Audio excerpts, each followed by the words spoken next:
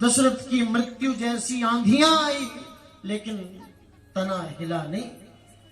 तो रामायण रूपी कल्प वृक्ष का तना है इसका अयोध्या कांड। बाल कांड है जड़ और अयोध्या कांड है तना। अब इसके बाद तीसरा कांड रामायण का कौन सा? अरण्य कांड। अरण्य कांड रामचरितमानस रामायण की शाखाएं हैं, क्योंकि तने के बाद क्या होती है? पेड़ में शाखाएं होती है जिसमें छोटी छोटी अनेक कथाएं हैं। अरण्य कांड ये रामायण रूपी कल्प वृक्ष की शाखाएं हैं। कितने कांड हो गए? 3 कांड। चौथा कांड है किष्किंधा कांड। अब वृक्ष में शाखाओं के बाद क्या निकलती है? क्या निकलते शाखाओं के बाद? पत्ते। क्या निकलते हैं?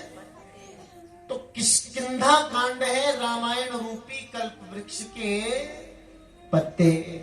और होनहार विवरान के लखन चीकने पात, लखत चीकने पात। होनहार वृक्ष के पत्ते कैसे होते?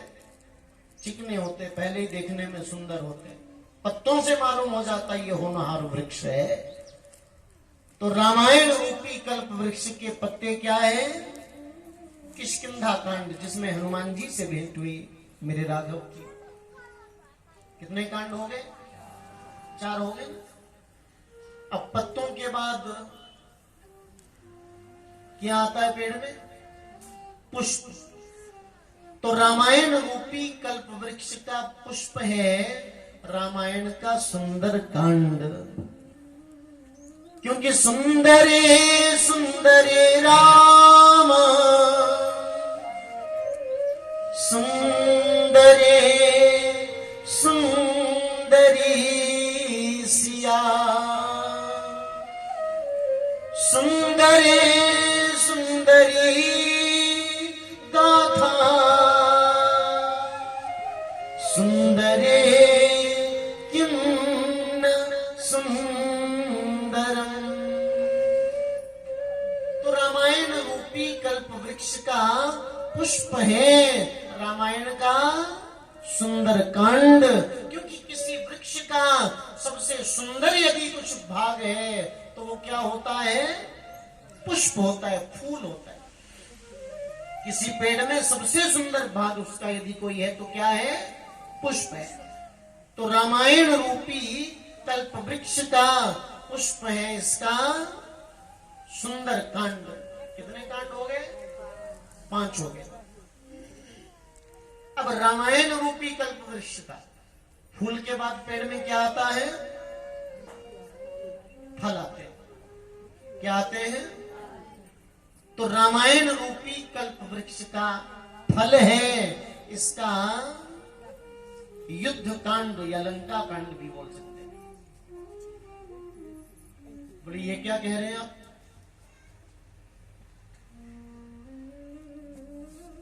ये लंका कांड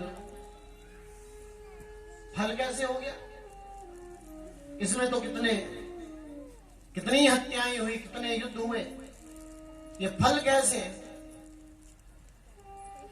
बोले कर्म प्रधान विश्वर चिराखा, कर्म प्रधान विश्वर चिराखा, कर्म प्रधान विश्वर चिराखा, कर्म प्रधान विश्वर चिराखा, कर्म प्रधान विश्वर चिराखा।